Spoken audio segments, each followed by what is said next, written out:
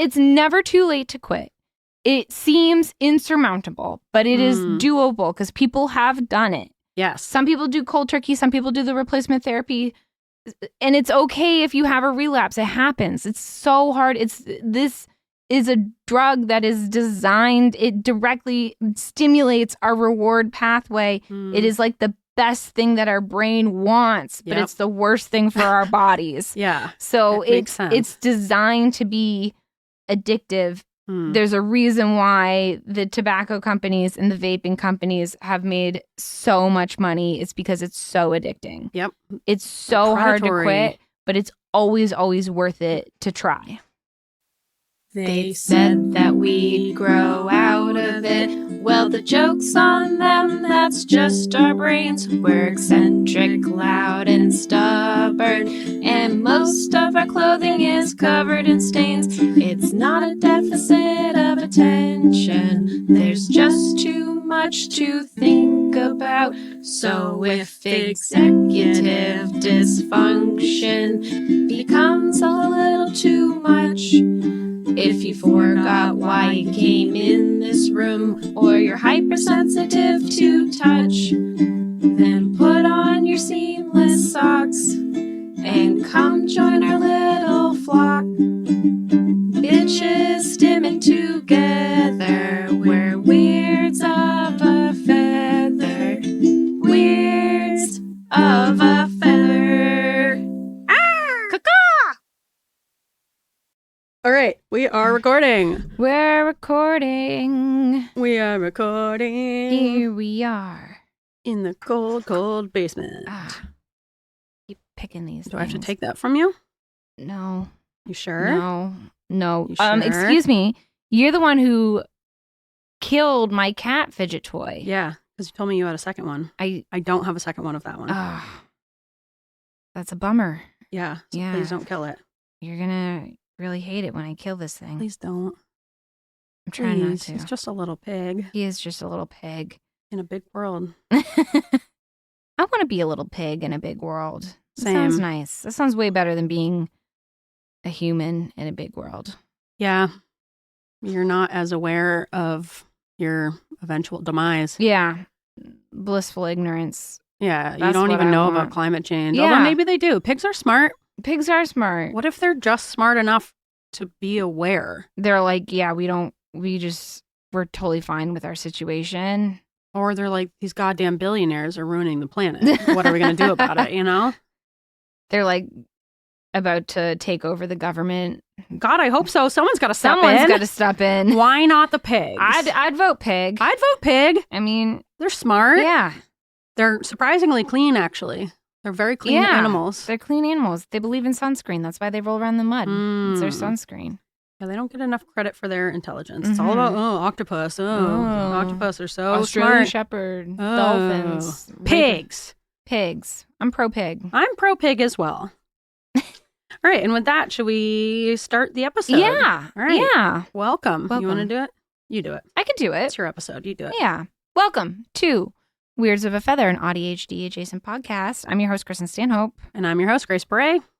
Welcome. Welcome. To this depressing episode. No, stop setting it up like that. You I'm keep telling setting it up. people it's I'm- going to be sad at the top. It's not as sad as you think. I am a truth bringer. No, I make it happy at the end. It's good. It's going to have a happy ending. We're just going to get through it. The fun, like we said last time, the fun is having knowledge. It's fun to know things. It is fun to know things. Isn't that fun? Yeah. Aren't you guys having fun? Aren't you? So much fun. Smile, please. No, we've got a meat heavy episode today. It's full of meat. It's charcuterie minus the crackers and cheese. So it's just meat. It's just meat. And like Slab of garnish. salami. Yeah. Basically, we're going to learn about nicotine. Yay. But I got a warm-up question. Okay. I've been thinking about this a lot. What you got? All right. Grace, Kristin. what was your favorite cereal as a child? And what is your current favorite cereal as an adult?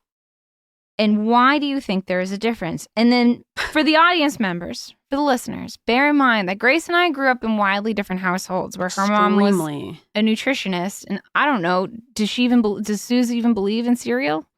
She eats like bran cereal. Oh, so we were not allowed to have sugar cereal. No. We had Not even for like a dessert? literally no, never. Oh my If God. she did buy anything close to the sugar cereal, it was like the Whole Foods version. What was the other store besides Whole Foods? There was another one. Oh, yeah. There was a... That's where Wild Oats. Yes. Yeah. Where Trader Joe's is now. Yep. That was my mom's store, was Wild Oats. And she would buy like, instead of the peanut butter puffs, she buys like the koala peanut butter puffies, or it was puffins. Puffins. The puffins. Yeah, no, we were too poor for puffins. We had the puffins because we could not eat the sugar cereal. So growing up, I always wanted sugar cereal. It was one of those things that I obsessed I always over. wanted the healthy cereal because it seemed more expensive and nice. We should have Freaky Friday Yeah. and switch places It for would have like been a cool. week. Yeah. I would have made myself sick. Yeah.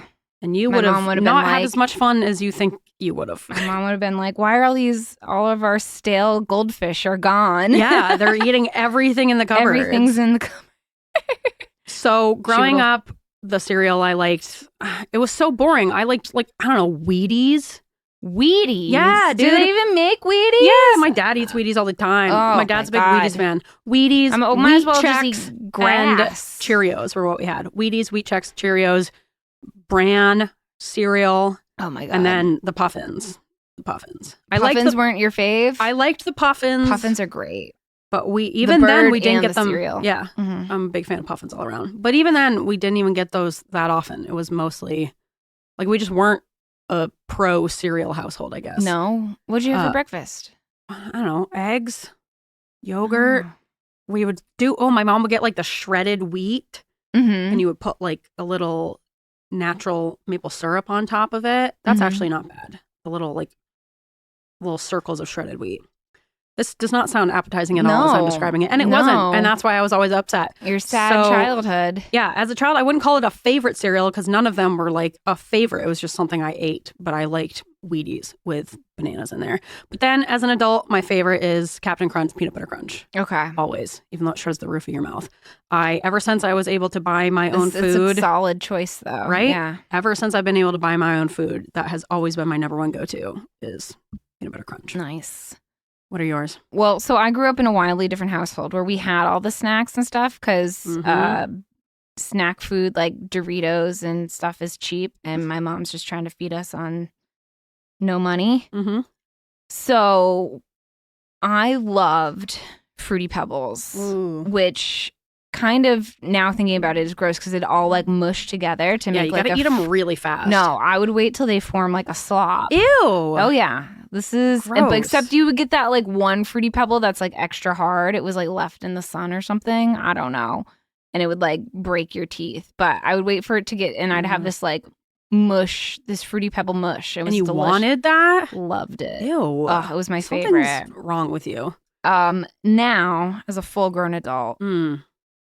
Cinnamon Life, 10 out of 10. Ooh. 10 out of 10 for me. I don't know That's about 10 it. out of 10, That's but it. That's all I need. Or Cinnamon Chex, also fantastic. yeah. Yeah. I Those feel like boring choices to me, but it's boring, but it's so good. Like I'll never say, oh, like I also love, have you ever had that? It's a newer cereal, Crave.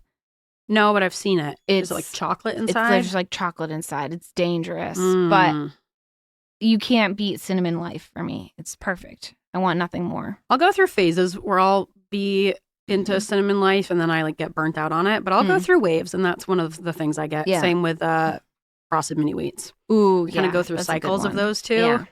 I don't eat a lot of cereal now. Mm. I do as like a dessert. Yeah, I was almost. gonna say, I like don't an eat it for extra. Like I breakfast. need like a little snack. Yeah, I don't really. I'm doing a lot of breakfast sandwiches for dessert. For breakfast, Mm. and then I'll do like cereal as like a little treat for me, Same. Yeah. or I'm- like girl dinner. yeah, Mhm. I'm more likely to eat cereal as dinner. Yeah. Just like Kellogg's owner Yeah, told us to. Yep. We're Can't just afford dinner? Try cereal for try breakfast. Cereal for dinner. It's not dystopian at I all. hate this country. Yep. All right. Well, cool. All right. Grace, Yeah, do you have some accomplishments you want to share? I do. I have one specifically. Do you want to do the song? Yeah, let's do it. Yeah. Let's do it. Little accomplishments, but big in our hearts. Yeah. My accomplishment, and maybe this won't sound like an accomplishment, but those of you who know me know that I have trouble branching out, trying new things, especially when it comes to podcasts. Yeah. If you've given me a podcast recommendation before, I'm so sorry if I haven't listened to it because I do not respond well to recommendations. Even though I want them, I want to listen to these things. I'll take your recommendations. I'm stopping things and starting new things. I love starting a new thing. I do not. I want to have already been doing the thing and then I can come back to the comfort of a thing. Yeah, I have my comfort podcasts that I listen to, but I also like listening to new things, but I have to have a pitch. Yeah. Yeah. Yeah. I can't just be like, this looks good. I need a pitch. I'm finding that I am much more receptive to trying a new podcast if I've been able to see clips of them on TikTok. Because I'm like, I get it. Okay. I know that I like this vibe. That being said, we should have clips on TikTok. Oh my God, we do. Oh my God. Yeah. Check us out on TikTok. Check out our little animations. And at some point, we'll do real video of us as well. But for now, we got those animations. But yeah, I just overall am very, very oppositional to trying recommendations. Not in a purposeful way. More like something in my brain and body. I just cannot get myself to try new things. With that said, I started listening to a new podcast and I absolutely love it. I'm obsessed. Is it the one I recommended? No, it's the one I recommended to you. It's called Brooke and Connor Make a Podcast. Oh. Yeah. It's the I have purse. I have purse. Clip, I have purse. I have shoe. I have hat on head. I've always loved their clips on TikTok, but for some reason, I just never listen to their podcast. I do that a lot. There are people that I like. Caleb Huron on TikTok. I absolutely love him. I think he's hilarious. I just don't listen to his podcast, but I should. But with Brooke and Connor, I finally started listening to their podcast because I love their clips so much. And I absolutely love it. They talk about nothing. Sometimes that's what you need, though. They are hilarious. I just love their dynamic. I think Brooke is so funny. I love her style of comedy. Connor, too. But I think Brooke is, the shining star. They're both wonderful. I just really enjoy their friendship. And that's been a real comfort to me. And I'm proud of myself for trying a new thing. I'm excited. New-ish thing. A new journey for you. Yeah. Yeah. And it's a really nice podcast to just throw on and have when you're doing bullshit. So it's motivating me. It's getting me off TikTok because I have something that's still fun and enjoyable. Yeah. I'm just having a great time with it. Yeah. What's the one you recommended to me? My Victorian Nightmare. Oh, that's right. I love her. And I want... The next time I go through a more of a horror podcast phase. She's fantastic. She's got a nice sounding voice. And I binged it one weekend and now I have to wait for new ones to come out every week. I hate that. I hate when you catch up. Yeah. Because it's a fairly new podcast. I think there's only 30 episodes, but it's worth it. It's worth it. She's fantastic. And I wish I knew her name. Oh, well, there's no way to know. Yeah, that's the other problem with taking recommendations is that I go through big phases of sometimes I just want a silly haha podcast and other times I want a serious story or more of the horror stuff or true crime. Yeah. But I feel I get a lot of recommendations for that type of stuff when I'm in more of a silly casual mood. So then I forget about them and people, I'm sure I hate when people don't take my recommendations, but also I'm bad at taking recommendations. So I get it on both sides of it. And I wish I wasn't like this. But it's got to be the right recommendation. Yes. When people give you a recommendation, you're I would never listen to that. That is not if someone's let me recommend this finance podcast. I'm dude. Yes. Do you know me? What about me makes you think I'm going to listen to that? I'm not listening to that. No, my brain just will refuse. Yeah. But yeah, if you out there are good at taking recommendations and you just want a silly, laid back podcast, kind of like this, but a lot less informational. Yeah. Somehow. Well, we have our silly days. I know, but even then, I feel today's not a silly day. No. And even on our silly days, I feel we're still usually providing some level of information. Brooke and Connor are really just kind of talking about current events, what's going on.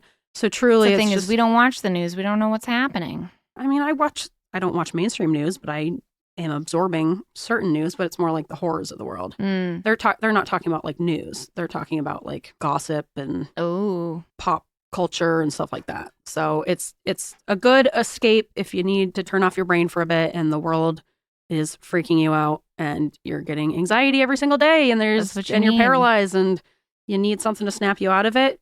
Put on Brooke and Connor Make a Podcast. It's really, really lovely. All right, Kristin, what did you accomplish? I repotted a plant that needed it. Nice. It's like a vining plant. So I have a moss pole. Do you know what a moss pole is? Tell me.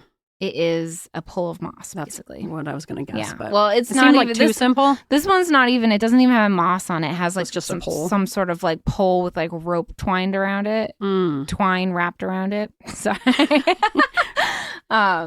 So it had a moss pole, but it outgrew its moss pole, so I needed a bigger moss pole. Sometimes you outgrow your moss pole. And it outgrew its pot, and every morning I would like look at it, and it's just this like sad plant being like, "Help me."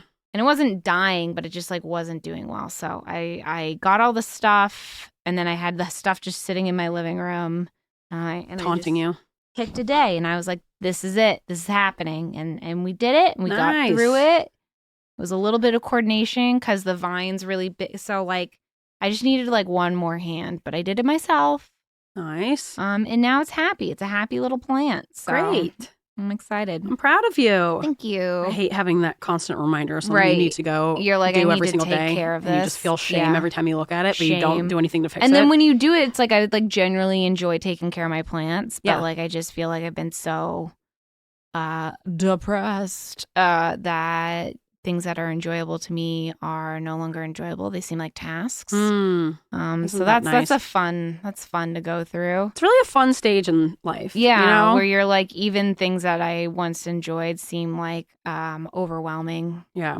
Nothing brings you joy. Really. Yeah. Fun. Fun. I love it. Yeah. Here's the fun we promised in this episode. Here we are. Yeah. But yeah, I did it, and it's a happy little plant. And then I just kind of like got going, and I had a little day of plant care, and yeah. so yeah, it was really nice. I even bought myself a new little bonsai, pre-bonsai. I realized all my bonsais are pre-bonsais because they're not good. So just like a little tree. It's just a little tree. I wouldn't even say it's a tree. It looks like a shrub. Huh, just a little shrub. Little shrub, but we'll see. You'll shape Maybe it one into day. a butte. Yeah. Or it'll die. I had like a moment. I'm like, all my work, because my best tree that looked like a bonsai died. So then I'm like looking at all my other trees, and I'm like, these aren't trees. These are bushes. I mean, I feel like a bonsai can be a bush, right? No, the whole point of it is it's supposed to be a tree. Oh. Why'd you buy bushes? I bought bushes for the point of making them into trees. I have to shape them into a tree. So it's a bush until you shape it, and then it's a tree? Yeah. That's not how trees work. Well, Trees are trees and bushes are bushes. you can buy a bush, and then you can make it into a bonsai by selectively pruning it and growing it so it proportionally looks like a very small tree. Okay. So it's a bush that looks like a tree. Mhm. It's not a tree. Not a tree. Some of them are trees, though, right? Some of them are trees. Some They're of them just are very bushes shaped into trees. Yes. Okay. Glad we cleared that up. Yes. Yeah. All right. Did you learn nothing from our second episode ever that we did? I guess not. All those I years guess it ago? left my brain. I know, that was so long ago. Also, your husband, who's like super into bonsai, part of the Bonsai Boys. Well, Club? I thought they were just all trees. No, they can be bushes. Oh. It's the beauty of it. That is the beauty It's of it. all proportion. You're right. Well, I'm glad you refreshed my knowledge on Yeah. that. Yeah. You're welcome. Thank you. All right. Yeah. Serve us up some of got that meat. I got meat. I've been thinking about this meat. It's been on my mind. I'm ready for this episode to be out into the ether because it's a lot of information. And I just want to give a disclaimer that there's so much information on this topic. It's really hard to just narrow it down to an episode. But I did. I think I covered the big things and the things that I thought were important. All right. And here we go. All right. Let's talk about nicotine. Okay. Nicotine. And ADHD. That's the meat. All right. Got meat on the mind. I got meat on the mind Yep. and nicotine on the brain, but not really. Yeah. Because I don't. Have you ever tried nicotine? I have. I've like smoked a cigarette. You have? Mm-hmm. I haven't. You I've never haven't? smoked a single cigarette. You've never smoked When did you? No, never once. I think I was I've very never taken drunk a at a bar. single puff of a cigarette. And someone was like, "You want a cigarette?" And I'm like, "Yeah." I can't believe you did Oh that. man, I was in my 20s, reckless. How am I not dead? I don't know if that would be I think described we as are- reckless. I think for you, Reckless for comparatively, me. you were reckless. But like I've smoking a part of a also- cigarette one time when you were drunk, I You don't know know, if people would say reckless. I would also do is ask for cigarettes and then throw them on Smash the 'em on ground. floor. Yeah. Yeah, me too. Yeah, we both did that. We're both assholes. Yep. Yeah. And after this episode, I might still do it. Yeah, same. If I'm drunk, there's no telling what I'll do. Yeah, it's smoking is bad, but it's also incredibly hard to quit. So I want to. This is not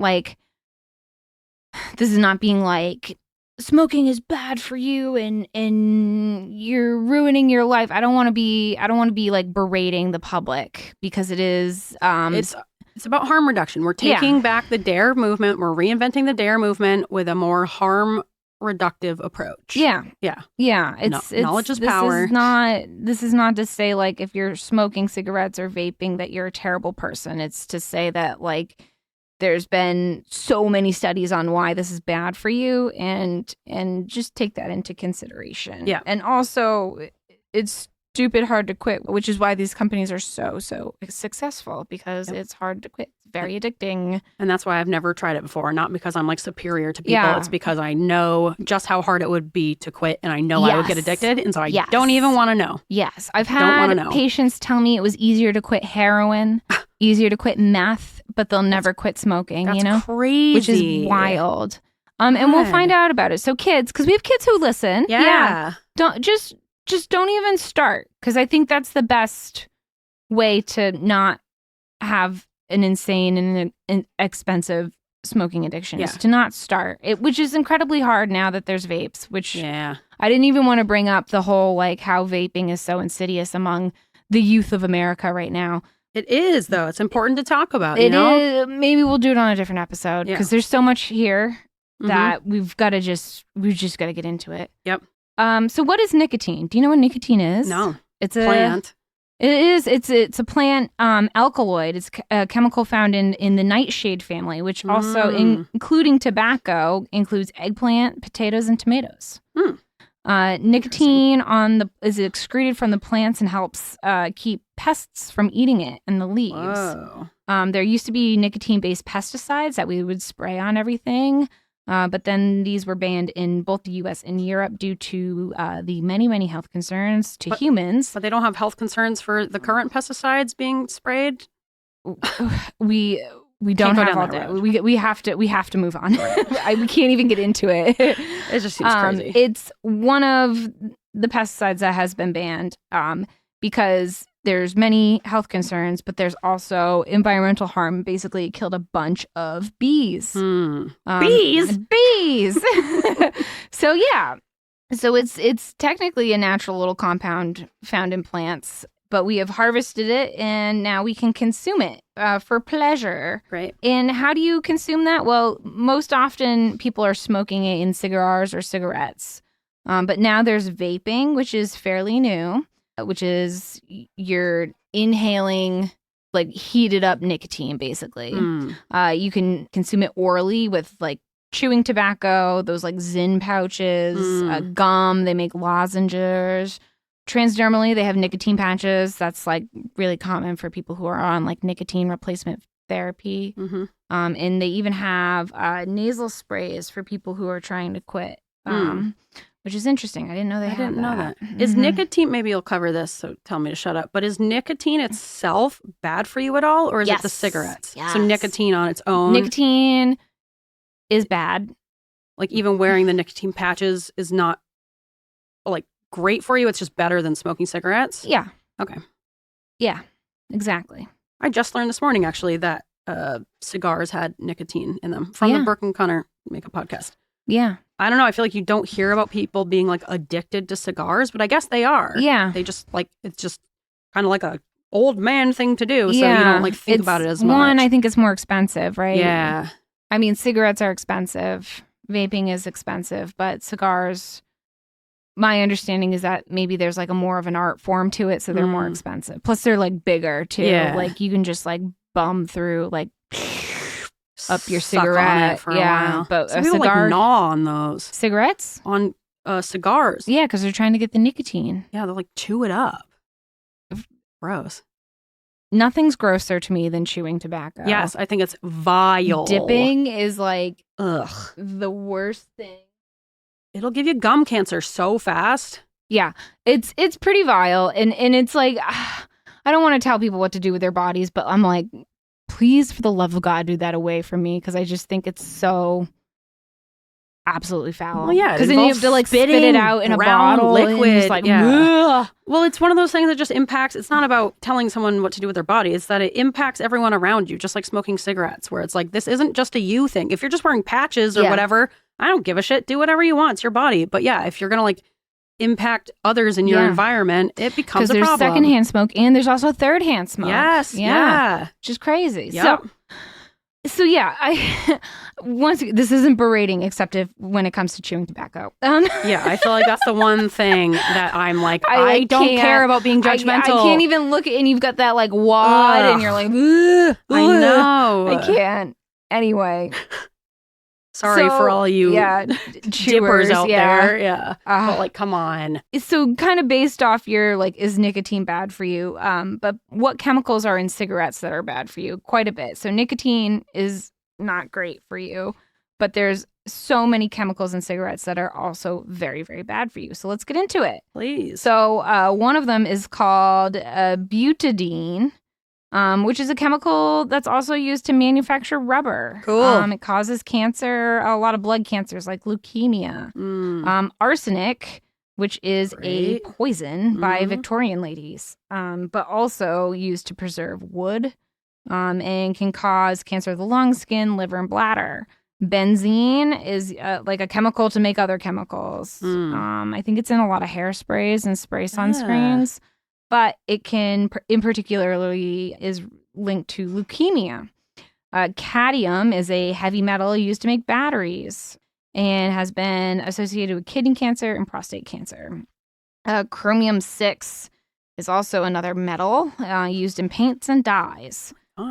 Causes lung cancer and has been associated with like cancer in the noses and nasal sinuses. Oh my God. Formaldehyde is also in cigarettes, and that is used to embalm bodies, which is great. And it's also used to make like resins and other sort of preservatives. It's been linked to leukemia and respiratory issues. Polonium-210 is a radioactive element that has been shown to cause cancer in animals. And then tar, it's not really one single chemical, but it's kind of like the amalgamation of many different chemicals in tobacco smoke. It leaves this like sticky brown residue, which gets on your lungs. It gets on your teeth. Like a lot of smokers have bad teeth. And your tongue. Your tongue, on your fingernails. You see smokers, especially the fingers that they smoke with will be stained brown. Yeah. It'll get on your clothes. It'll get on the walls of your house if you smoke in your house. That's why, like, if you rent an apartment, you're not allowed to smoke in there because they have to, like, do, like, a major clean. Or if you've ever had the unfortunate thing of, like, cleaning up after, like, a relative of yours has passed and they were smoked in their house, their walls will, like, be covered in tar. And it's gross. You know what else that happens with? It's like Yankee candles, scented candles. Really? Oh my God. Yeah, I saw it on TikTok of this person's house who had died, but they always had those like 3-wick Yankee candles burning. It had like coated everything. I bet. Yeah. It was like that's huge wild. Like film on all the walls. Ooh, but that's what cigarettes will do if you smoke inside your home or in your car. Yeah. You'll never get that out. But and on your furniture too. Yeah. So I think people don't realize because you just become habituated to it. You don't realize just how much it soaks into things. Everything, right? And then in vape, there's also a lot of chemicals. So a lot of people have this preconceived notion that when you vape, it's just nicotine and it's better. I would say technically we still don't have long-term data on vaping. Yeah, that's the scary thing. Yeah, so we still don't have long-term data on vaping, but the short-term data does not look great. But slightly better than cigarettes, right? Right. If we're talking harm reduction. Originally used to... vaping was originally created as a way for people to cut down on smoking cigarettes because cigarettes are pretty harmful. People are like, surprise, I'm just going to turn this into an addiction itself. Yeah, exactly. Well, because nicotine's so addicting. So what else is in vapes besides nicotine? You have propylene glycol, which is antifreeze. You have vegetable glycerin, heavy metals like lead, nickel, arsenic, and chromium. Formaldehyde, once again, used to embalm bodies. Acetaldehyde, which is a precursor to a precursor of wood glue, I think. Don't quote me on that. All right. Acrolein, which is an herbicide, and toluene, which is in paint thinner. Oh my God. So not great. I'm glad you covered those because I feel like, you don't really, because it seems like, I don't know, it's just like a puff of air. It doesn't, it's not like really stinky like how cigarettes are. Yeah. So it seems like it's cleaner. And it is. But it's still got all those chemicals in it. Stuff. Yeah, it still has stuff in it. And it's still causing harm. And we're going to talk about it. So how does nicotine work? So nicotine is absorbed into the body, either like through the alveoli in the lungs, through the mucosa in the mouth, transdermally, transnasally, through the bladder mucosa, the GI tract if you're just eating it.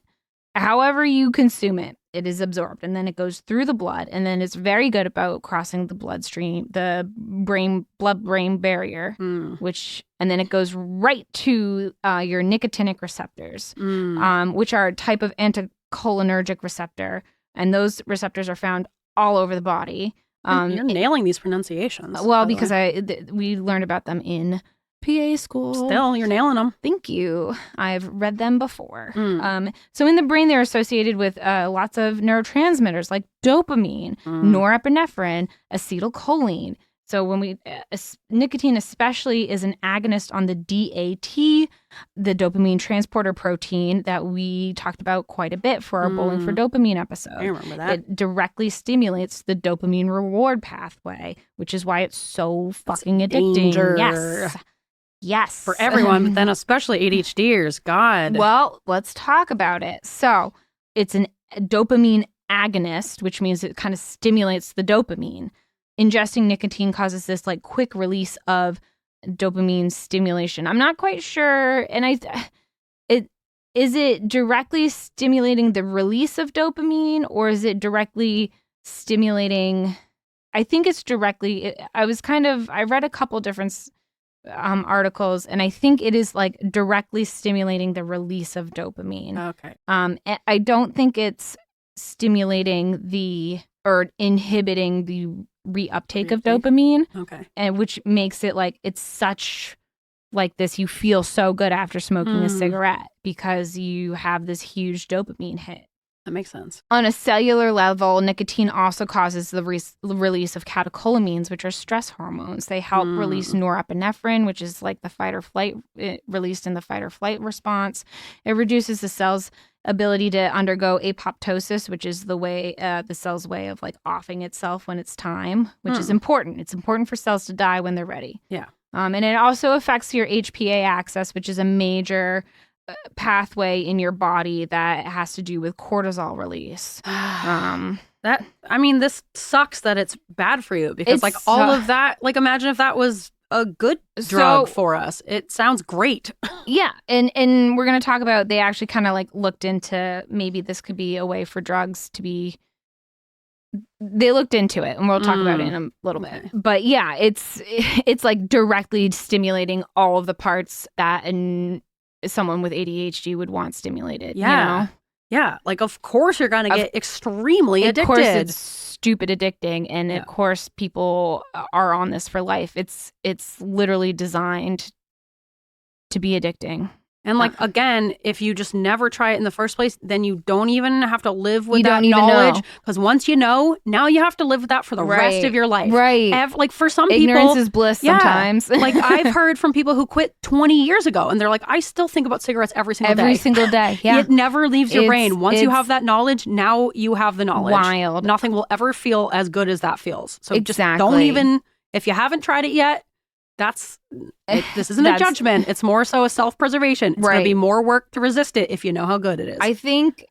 I won't lie. I think working in vascular surgery where it's like 90% smokers, I think by the end of my time in my vascular career, I was a little judgmental. I'm like, how could you want to, after getting toes and limbs amputated, how could you still want a cigarette? Yeah. And that shows just how addictive it is. It's so addicting. People are losing limbs and they still can't stop because nothing's going to feel as good. People with lung cancer, people on oxygen. Yes. It's crazy. Yes. Also, PSA, if you are on oxygen, for the love of God, for the love of your house and your face and your throat, take the oxygen off before you light a cigarette. That's a fire risk. Yes. Don't blow yourself up. Don't blow yourself up. Don't blow your face up.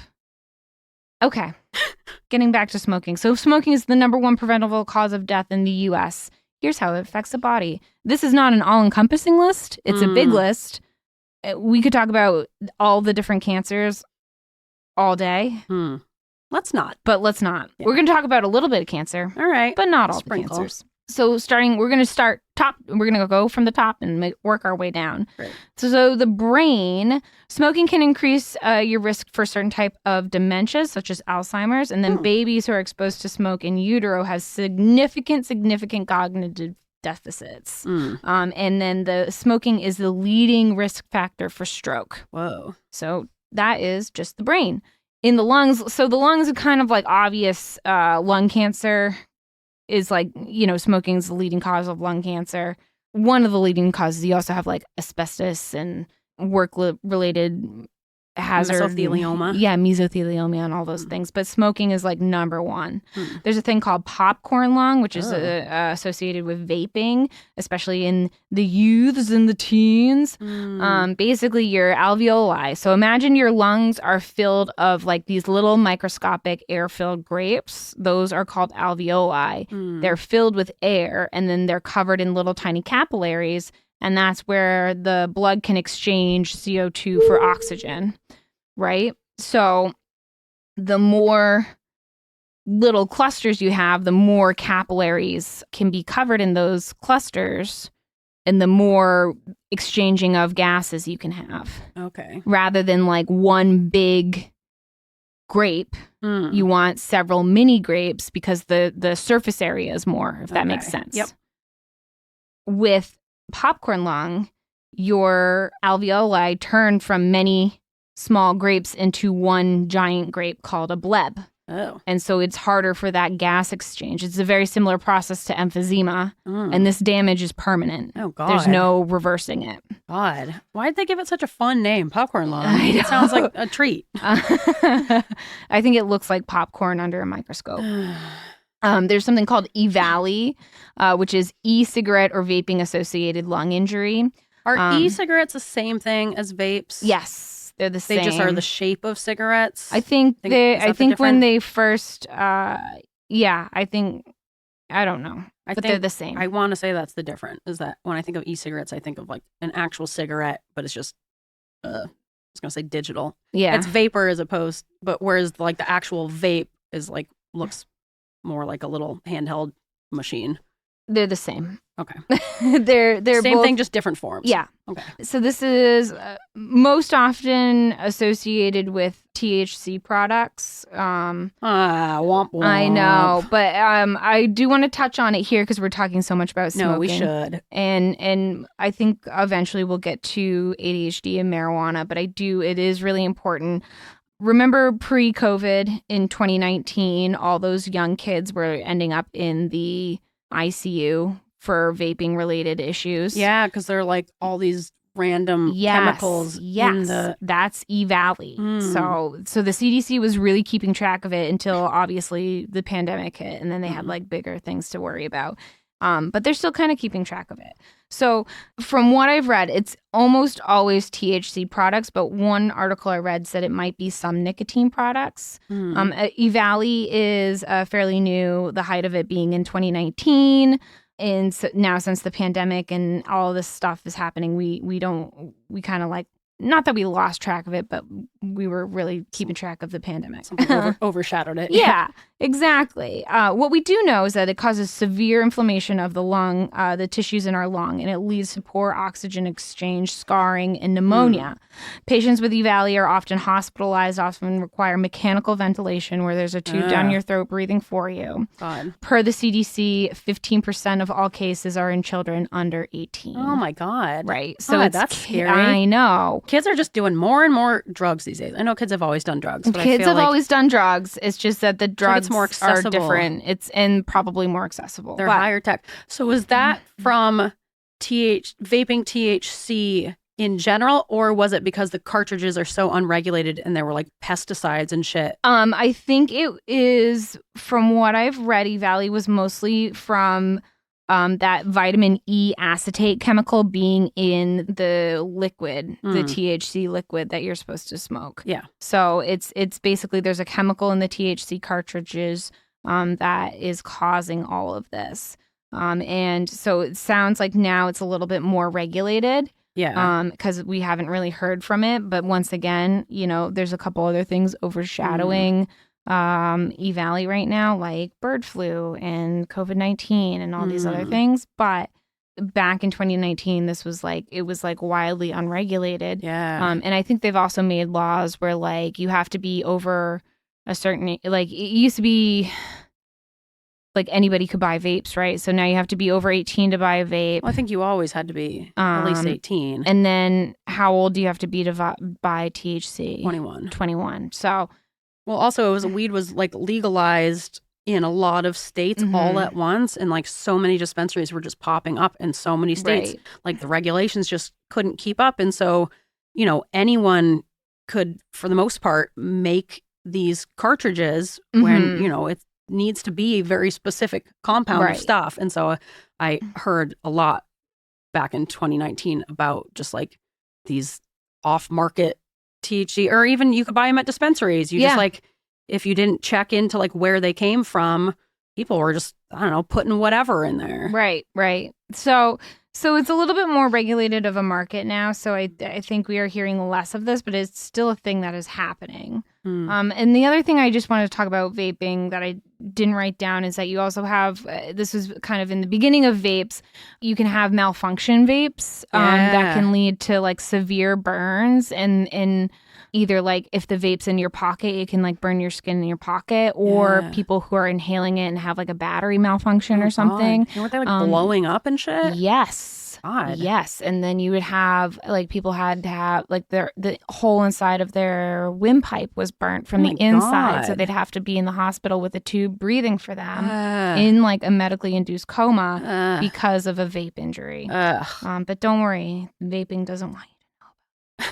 I feel like just like me wearing my helmet when I roller skate, because I do not want to be known as someone who has a TBI from a roller skating injury. You don't want to be known as having a vape injury, you know, a vape coma. Come on. It's like a horrible thing. It's just dorky. It's awful. Yes. I don't know if it's dorky. It's like, well, I'm trying to make it devastating. And you'll have like permanent damage and I feel like for the youths, sometimes the scare not that you're doing scare tactics, but I feel like knowing the facts and information. That's what we're doing when here, you're facts and information. I feel like when you're a kid, you're like, yeah, whatever, adults just say that. But I feel like if there's also a social component of like, no, it's also just like kind of dorky. I feel like, I don't know, that's just one more thing that's like a downside to it. You know, it's not even cool. Vaping shouldn't be cool. Stop doing it. I know, but look how cool people thought cigarettes were I for know. so long. And I feel like a big turn in the tides for cigarettes was when the public started to be like, actually, maybe those aren't cool, you know? It's like really bad for you. So this is why we're doing this. So public perception definitely, you know, has an influence on these things as well. And if all the teens are doing it, you do think it's cool because everyone's doing it. Don't do it. Don't do it. Don't get a vape injury. Let's talk about heart disease. Please. I've been waiting. Smoking is the leading cause of coronary artery disease, and which is when little plaques, little blockages build up in the blood vessels that supply blood to the heart. So the heart, even though it pumps blood, it also needs blood. It's a muscle. It needs blood to work. So what will happen is your coronary arteries, your heart arteries, will get these blockages and cut off blood supply to sections of the heart. And that's a heart attack. That's what happens when you have a heart attack. And then for your gut and your taste, so smoking can change the way you're able to taste. Basically, you just lose your papillae. Yeah, your taste buds become shit. Fucks up your papillae. Yeah. You can also get this thing called mesenteric ischemia, which, just like coronary artery disease, these little plaques build up in the blood vessels that go to your gut, preventing blood flow from getting to the gut. And since your gut is also made up of muscle fibers, you don't have enough blood flow to the gut, so you can get extreme pain and cramping every time you eat. People with mesenteric chronic, you can have acute, which is like acute mesenteric ischemia is when usually not from smoking, but it's basically when some sort of like clot or maybe a plaque breaks off and it like completely blocks an artery and like half your gut dies and you need to get that taken out. Or you can have chronic mesenteric ischemia where chronically you have this cramping every time you eat. And so people can have like a lot of weight loss because they don't eat because they have food fear and they avoid eating because it hurts every time they eat. So they usually are these like very thin women with this very long smoking history and they don't eat because it hurts every time they eat.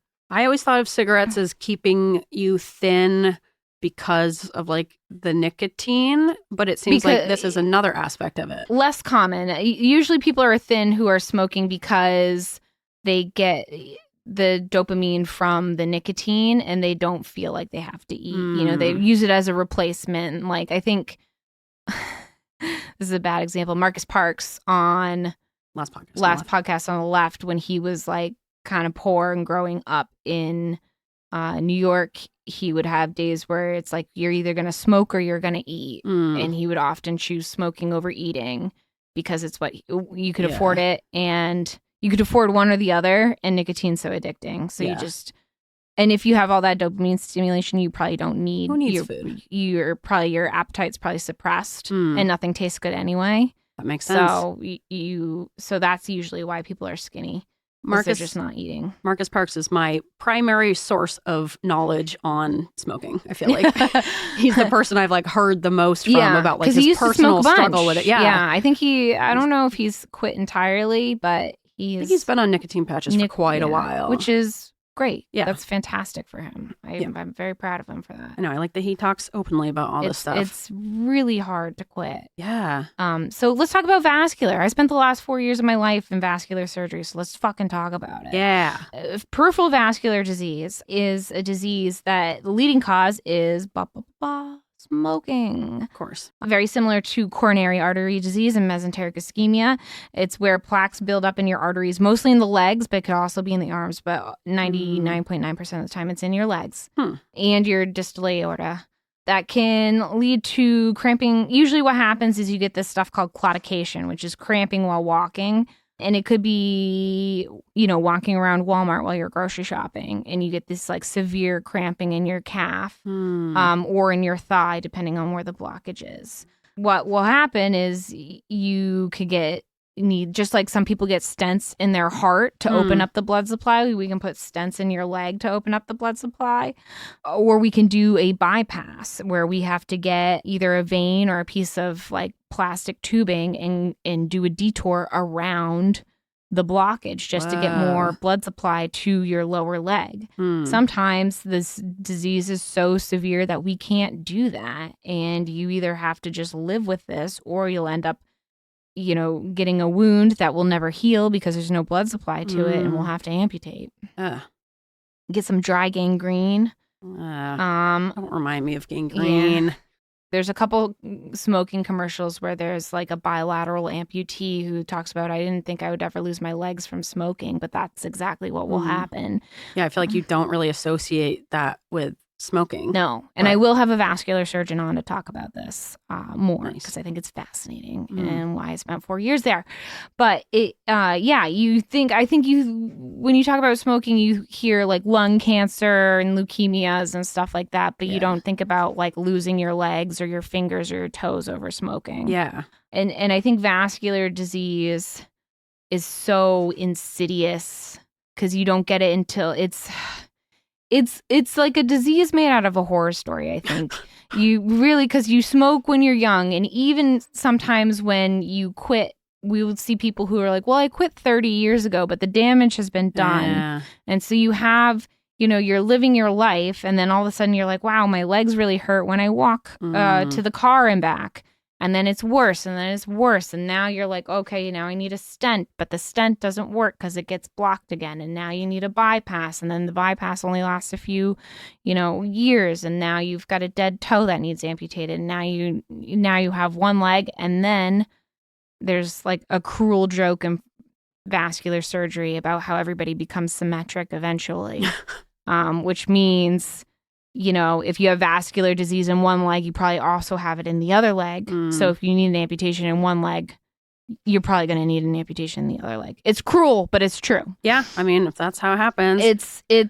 And it will take years for this to happen, but it will still just, it's devastating. And then yet another problem with ADHD is that we have trouble like thinking of the future. You Yes. know, all teens have trouble caring about the future. It Right. seems like so far off. And then especially with ADHD where you don't have this good perception of Right. time, It things won't feel like happen to me. Yeah, things feel like I'll either now quit. or not now. And so you're just not really thinking at all of the consequences. Like it just seems so Exactly. your future seems so detached from the current. Exactly. It's so hard to think about. And you see these patients and I'm like, I'm telling you, you need to quit now because you're like right at the, we've just started your treatment. Yeah. But it's going to get so much worse. It's really...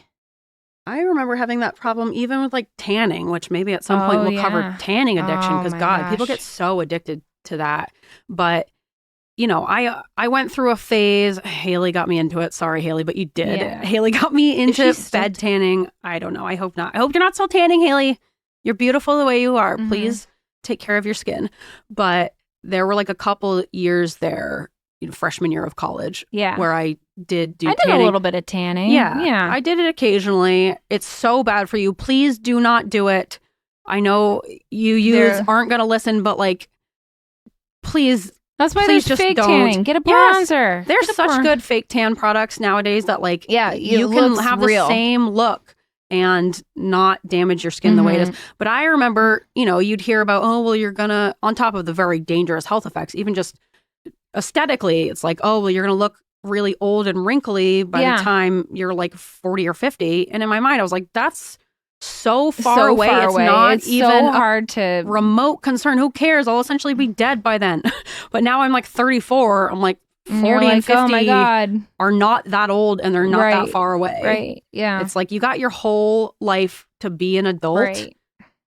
And exactly. And like the vascular disease will hit you like usually right around, depending on your smoking history, 50s, 60s, 70s. It's like right when you're getting ready to retire. Now you have all these like chronic diseases to deal with. You can't even enjoy your retirement, I know. It's so insidious and it's so terrible.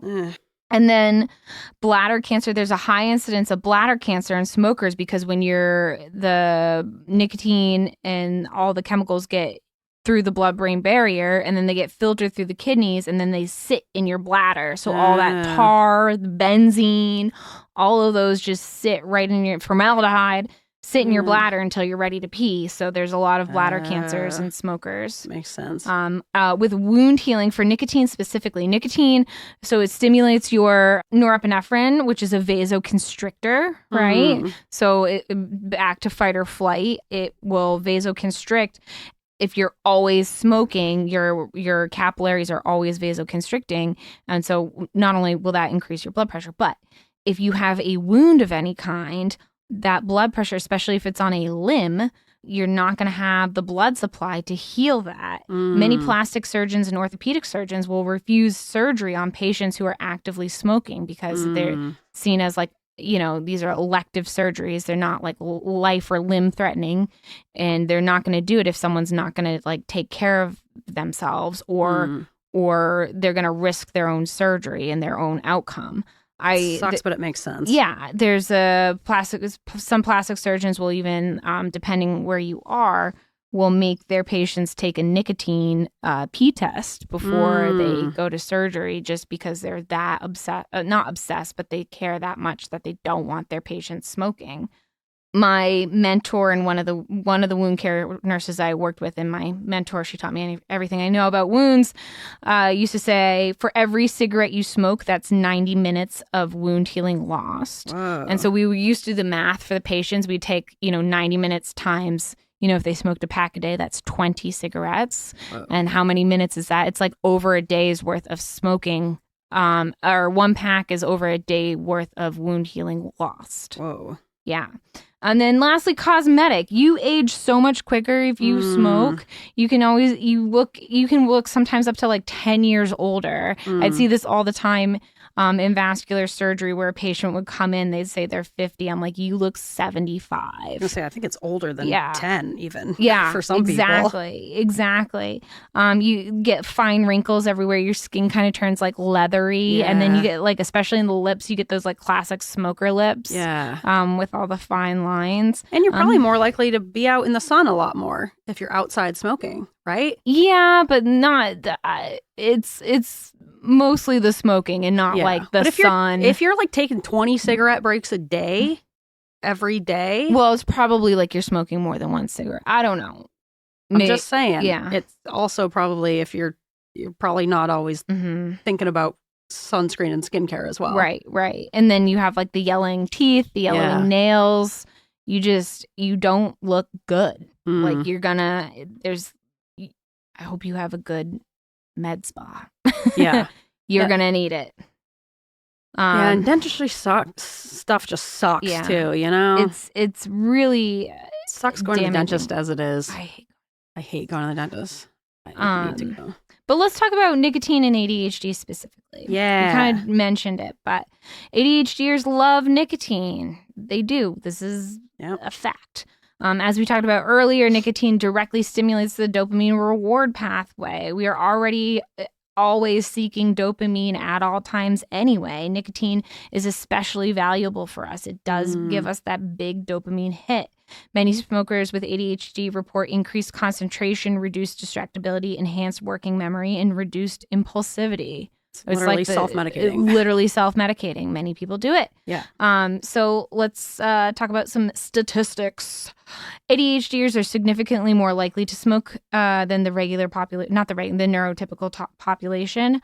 And they're more likely to relapse if they're trying to quit. One study found 42% of adult ADHDers are everyday smokers compared to 26% of the non-ADHD it's like population. double. It's like double, Wow. right? You're double. Another study found that the more severe your ADHD traits were, the more likely you were to smoke. That makes sense. And other depressing statistics include ADHDers start smoking at a younger age compared to the general population. ADHDers progress more quickly in their nicotine dependence. So that means they go from like occasional use or experimental use to like every day, multiple times a day, quicker than non-ADHDers. Yeah. Regular smokers with ADHD are more likely to smoke than regular smokers without ADHD, which we already know. But there was no statistical difference, one study found, between hyperactive types versus inattentive types, which I thought was interesting. Yeah. And then everyday smokers with ADHD are less likely to be able to quit compared to everyday smokers without ADHD. And one of the biggest contributing factors is that ADHDers go through more severe withdrawal symptoms than non-ADHD people. Well, that makes sense that you're like adding something that you're lacking as opposed to non-ADHD people who are just like they already have regular dopamine levels. When you stop smoking nicotine, I'm sure it's very difficult and very sucky, but you're just going back down to like regular levels. Yes. We're going down to like a deficit. Yes. So like, of course, it's going to be hard to like, it'd be like me stopping my ADHD medication. That's exactly what I was going to say. It's like stopping your ADHD medication. Yeah. Plus, like we talked about a long time ago about developing habits and how it's takes so much longer for ADHDers to develop habits, and we're very bad at consistency because we have inconsistent brains. Yes. So there's like so many factors into why it's so hard to quit cigarettes. I can't even imagine. It's so hard. I have so much more respect for people who are trying to quit because it just seems like it's insurmountable. Plus, but it's not impossible. Yes, it's possible. It's definitely impossible. And we're going to talk about it in a little bit. Definitely not impossible. You just said it's definitely impossible. It's definitely possible. Yes. Plus, it's also a stim too. It's like a oral stim where you have something that's like a routine that like relaxes you and regulates you. It's like, I feel like that even like with smoking weed, that's one of the biggest parts of it is like, it's nice to have this routine that you're having a glass of wine after a long day. You know, it's the same thing. Something to look forward to that's like going to give you a break and like change your mental state. Exactly. It's so hard. So let's talk about self-medication. So nicotine and nicotinic agonists, which are things that directly bind to the nicotinic receptors, have been proven in multiple studies to reduce the traits of ADHD, such as hyperactivity and inattention. In theory, nicotine is a great medication for ADHD. The only drawback is that it causes every cancer everywhere. And it will literally clog up your entire arterial system, and you'll have a stroke and all your toes will fall off. But other than that, it's great. I know it sucks that this is so bad for you. Because, like, how amazing would this be? It would be great. In reality, ADHDers, diagnosed and undiagnosed, often use nicotine to self-medicate. So much so that at one time, researchers were looking into whether nicotine could be used as a treatment for ADHD. However, the only article I found that mentioned this in the slightest is from 1996. So my guess, and this is just a guess, is that they were looking into this, and then stimulants like Adderall and Ritalin became readily prescribed that had way less risks. Like, they didn't cause friggin' cancer. Yeah. And so that like nicotine-based pharmacotherapy kind of just went away. I've not found any recent articles trying to make nicotine into a some sort of drug. But I've heard about it. But like I said, the last article I could find was from 1996, and I looked really, really hard. So they must have found that this like, is just going to be probably harmful. Not worth the risk. And then like, if you're on a nicotine-based therapy, what if you also start smoking? You know, it's just, there's a lot of things going on. And stimulants are so effective, and they've been so heavily studied, and they are so much safer. I know there's like still so much panic around stimulants and blah, blah, blah. But like, this is exactly why we say it's so important that if you need ADHD medication, to get on it and to not fall for like the fear mongering, because this is one of the many alternatives that people turn to when they're not being medicated. They seek out their own self-medication, and of course it's going to be more dangerous. Exactly. And of course they're going to like abuse it because Exactly. So let's talk about therapy. So many studies have shown, and the trend that we will find in this substance use disorder series is that when you treat the ADHD first, the patient has a greater chance of being successful with smoking cessation or quitting whatever the addiction is in the first place. Yep, that makes sense. From what I've read, many researchers are recommending that ADHDers have the most success when they seek a treatment that is tailored to ADHD. So they're and I kind of tried to look into it, but I didn't really find. I couldn't find anything that like was like, here's a ADHD treatment or support group. My guess is like, if you join a smoking cessation support group that also like a specific ADHD smoking cessation support group, that would be helpful for you. And also, like, I'm guessing, like, if you do have ADHD and you're a smoker, to seek out ADHD medication. Yeah, and exactly. That will make it easier to quit. Or it doesn't even have to be medication, but just like therapy management for it. You know, you need to treat the underlying issue, which is the ADHD, before you can treat the substance use. Yeah, and I'm sure it would make it so much easier to quit cigarettes if you could like replace it with stimulants. Yeah. And in like life skills and just having that knowledge of like, I'm all at a deficit and this is going to be very difficult. Yeah. Just being aware of it instead of being like, why does this feel so difficult for me? So we've learned a lot. We have. I have some recommendations. All right. And these are recommendations not only as your pal, your friend, your podcast buddy, but as a PA and a practitioner of medicine, where I spent 4 years of my life lopping off dead toes due to smoking. Let's talk about them. Okay. Number one, out of all of the ways you can consume nicotine, cigarettes not only are one of the grossest, but have been significantly proven for decades to be the most harmful. So please stop the cigarettes, for the love of God. Get rid of them. They're going to ruin your life eventually in 10 years. And don't start to begin with if you can help it. If you can stop that to begin with, that's great. But if you're already doing cigarettes, just switch to something else. Number two, chewing tobacco / dip is absolutely foul and shouldn't exist. Yes. I can't even think about it. Remember when I dated Kale that summer? Blech. He his friends all dipped, and one of his roommates would fall asleep with a packed lip and then wake up in the night. Does he have teeth left? I think he was like, I think he had gum cancer. Probably. Because you're falling asleep with this like going right into your bloodstream. Oh, also, how do you fall asleep with that? That's so much nicotine. Just I know. Like doesn't that like give you a buzz? Yes. Yeah. Oh my God. I don't know. I remember meeting we have to bleep out our name. Okay. The first time I met him, he was super drunk and he had a packed lip and a water bottle and he kept talking to me. Yes, Ew. I know. Would never expect it. And then he kept talking to me and spitting and I go, I gotta go. I can't. And then he left it on our staircase and I woke up and I was like furious and I was like, I'm not cleaning this up. This is foul. It makes me nauseous. It's just like I can't even. Oh, it's so gross. I know. And I'm sorry if that's like your thing, but like get a Zyn pouch. Yes. Do something less disgusting than dip. Yeah, something where you're not spitting brown liquid into a bottle. Please don't spit while you're talking to me. I know. It's so gross. Anything that requires you to like spit out a liquid. I can't. I just. It's crazy Stop that it's even a thing. I will buy you nicotine patches. Please. I'll cover you in them. I'll even buy you cigarettes if you just stop chewing tobacco. Oh my God. And that's ultimately the thing. We're not trying to sound judgmental or shamey. I will shame you if you're chewing tobacco. I'm saying the judgment isn't about a nicotine addiction because we fully understand the spitting. We fully understand how addiction happens and we don't blame you or judge you for that in any way. But in terms of harm reduction and just general grossness, there are less harmful and less vile ways to consume nicotine if you must. Yes. And I would say cigarettes and dip are the two that are worst. Like, no. Yeah.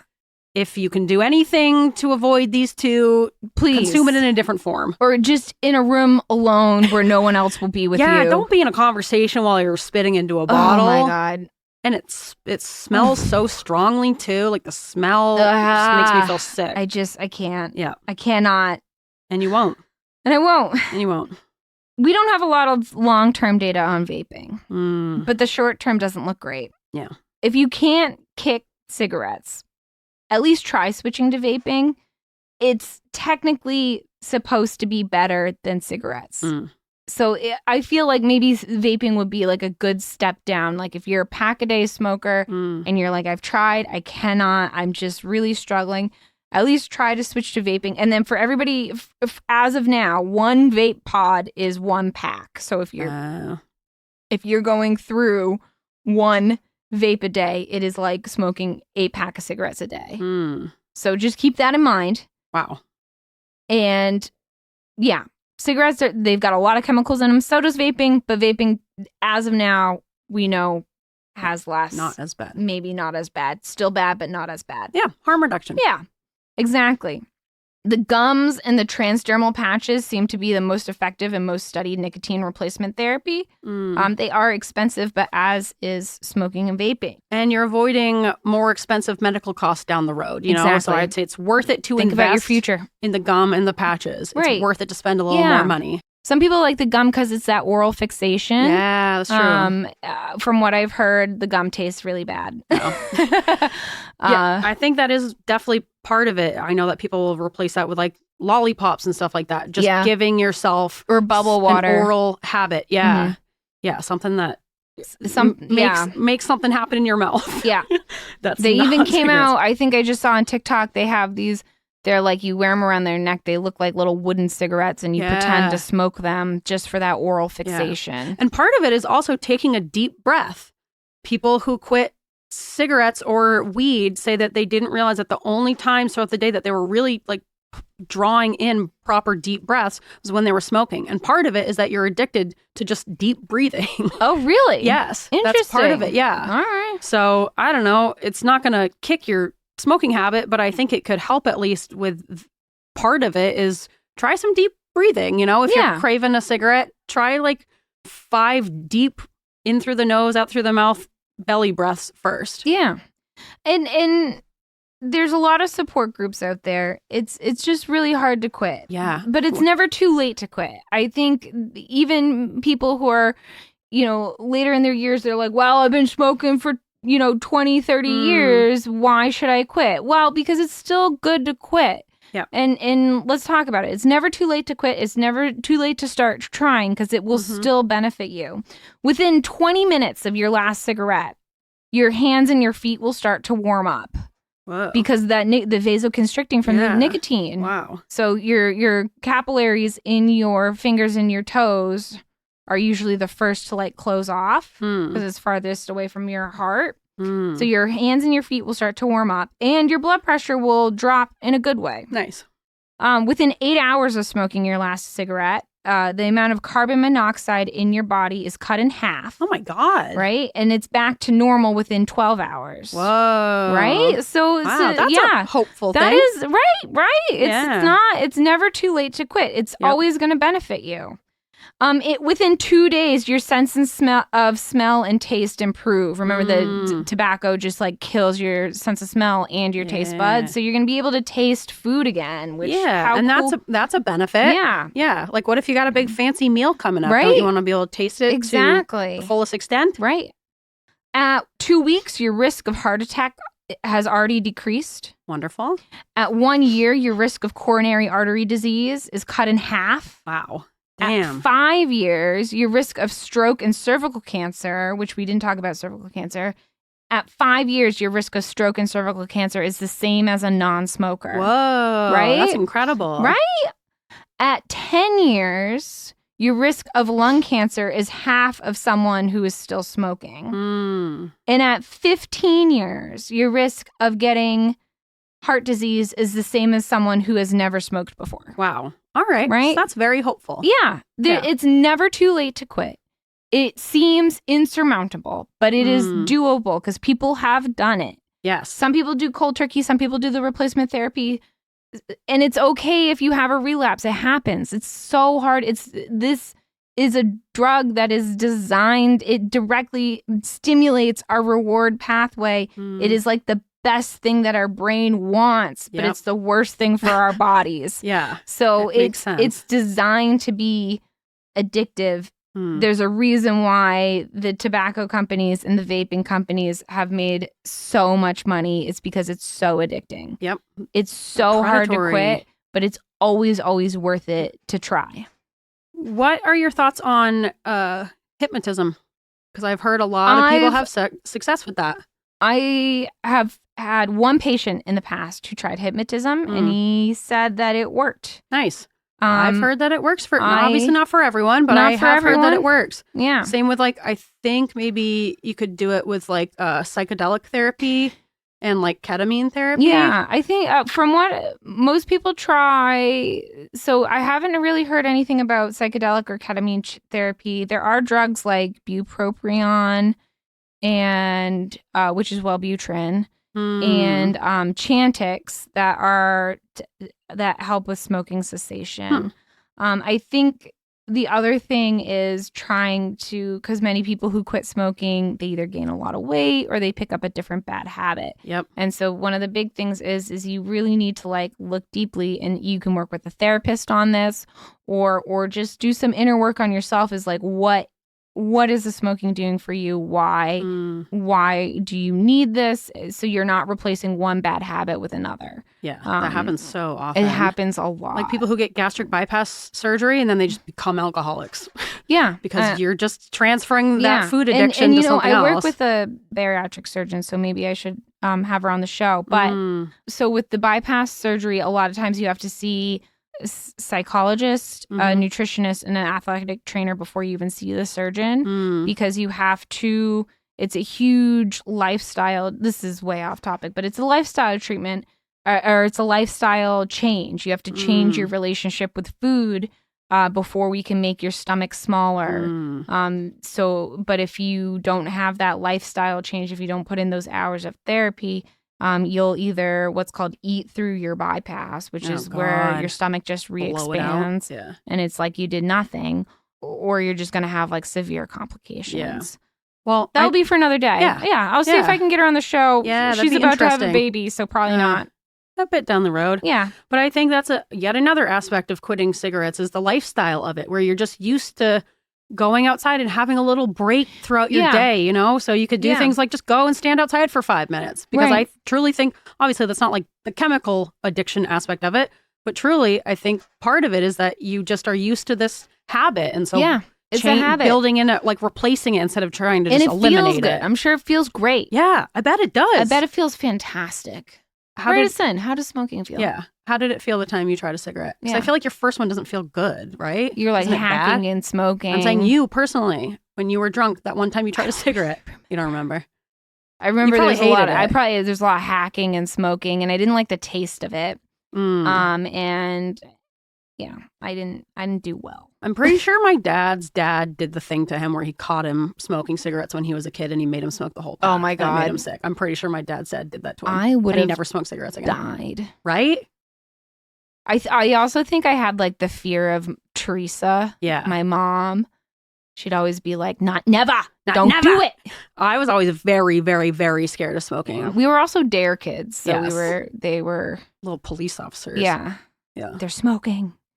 But yeah, no, I have addictions. This isn't one of them, thank God. Thank God. I'm so grateful. Really grateful. But if you're struggling with smoking, it's never too late to quit. Yes.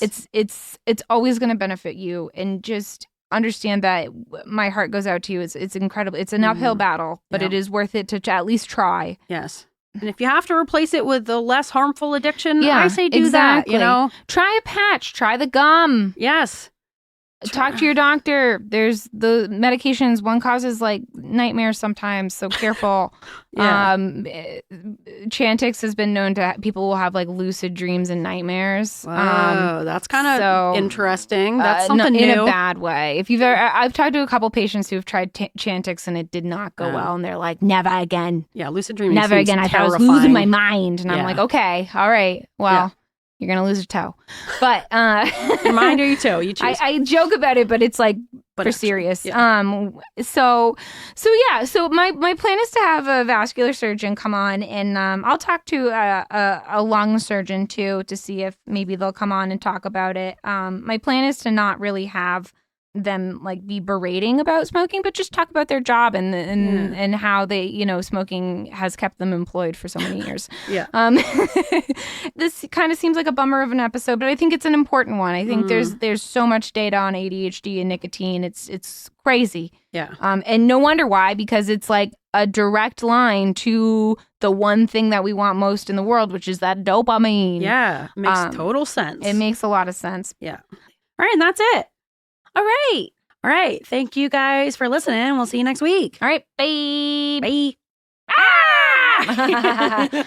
Ah! Ooh. Ooh. Ah! Nice. Bye.